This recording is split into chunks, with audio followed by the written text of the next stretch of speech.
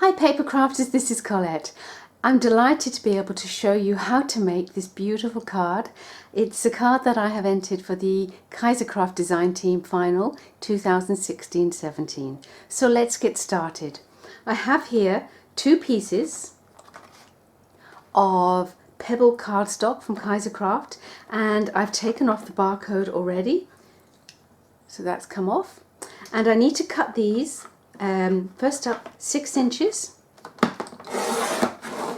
So I now have 2 pieces of cardstock that are 6 inches by 12 inches, and I need now to have 2 pieces that are 6 inches by 6 inches.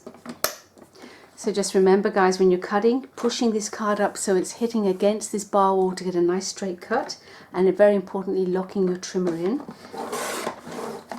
So I've got 2 pieces 6 inches by 6 inches. If you don't feel comfortable cutting 2 pieces of card at once, just go ahead and do the one. I'll sometimes cut about 4 or 5 pieces at once. Our last piece that we need is going to be 1 4 by 6. So I'm going to move that to the 4-inch mark and cut that. And that's our cutting out of the way for now. So let's just move this little guy away.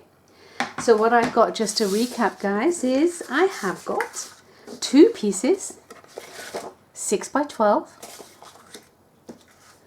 2 pieces 6 by 6, 1 piece 6 by 4.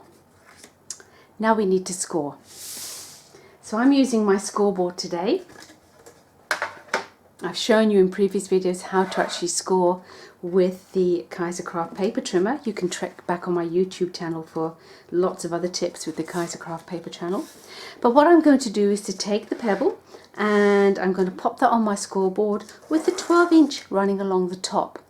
Now I'm just going to scratch my head to wax up my ball tool from Kaisercraft, which I do love to use in my paper trimmer. It gives a really lovely score line, and you'll notice that my paper is actually moved away from that bar because I like my score line to start right at the edge. If you put it up at the top, it's going to start just down from the edge. So we need to score this at the following: 2 inches, 4 inches, 8 inches and 10 inches. 2 inches, 4 inches, 8 inches, 10 inches. And I need to repeat that on the second piece of 12 by 6 cardstock. So 2 inches, 4 inches, 8 inches and 10 inches. On the 6 by 6 pieces of cardstock, I just need to score that at the 2-inch line. And the same on the other piece. 6 inches by 6 inches, and I'm scoring on the 2-inch line. So that's our scoring done for now. Just pop the scoreboard away. The next thing we're going to do is a little bit of what I call fussy cutting with the paper trimmer. And I'll bring the Kaisercraft paper trimmer back. And what we need to do is we need to cut on these 6 by 12 inch pieces, and I need to cut from that very first score line all the way down to that very last score line. The light's a little bit bad here today. From the first to the last. And I need to score at 1 1/4 inches. Now, one of the things that I really do love about the Kaisercraft paper trimmer is that you can actually on the right hand side see that they have measurements. And ordinarily on a paper trimmer, if you're trying to cut 1 inch, you're trying to do it under the bar, and it's very difficult.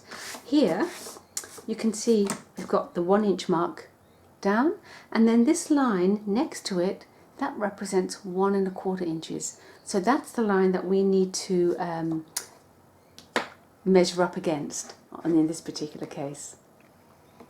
So what I'm going to do is I'm going to pop this up against that line that we mentioned before, and I'm going to put my craft knife on that very first score line, and I'm going to score all the way down to that last score line. So you can see, oops, not quite cut through, but not too bad. I should have done an extra pass. So this time here, again, up to the first score line, down to the next. And what I should have done first, which I always do, is do another one. And you can feel if it's clean. This is a clean cut. See how nicely cut that one was? I didn't check and have a second pass on that one. So little tip there, always do a second pass. So that one's fine. And we do exactly the same with our other piece of 6 by 12, cutting from the very first all the way through to the very, very last on the 1 1/4 inch mark. Second pass. Yep, that's good. And on this side here,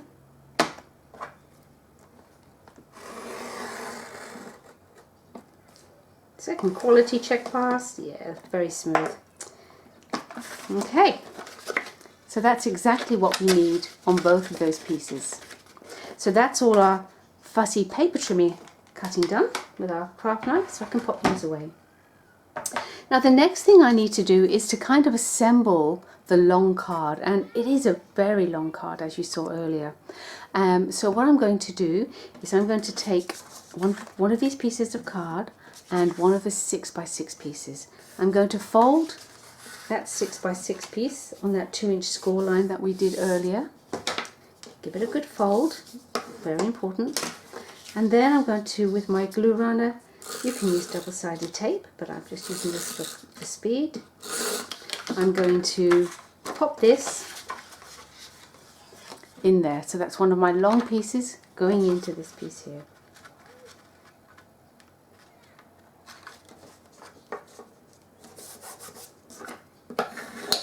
Okay, so you can see now I've made my card longer.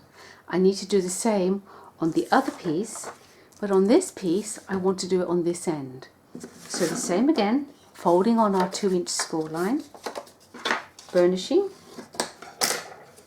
adhering our tape,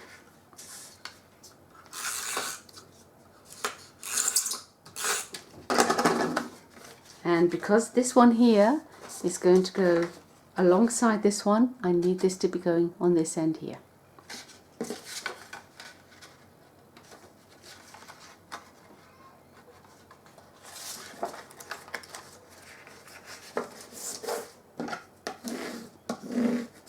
Excellent.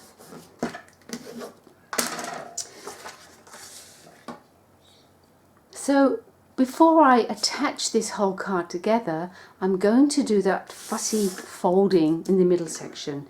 And to do this, what we need to do is now we've already got one valley here. I'm going to take on the next score line, the upper and the lower sections only, and I'm going to create a mountain fold. So that gets pushed back, mountain fold.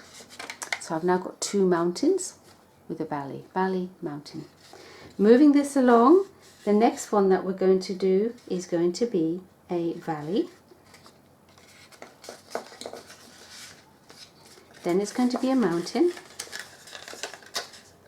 And then it's going to be a valley. So that is just the upper and lower score lines only. Upper and lower score lines. I'm now going to go to the score lines in the center. So that very first score line, past the valley that we folded earlier, is going to be a mountain. Then we have a valley.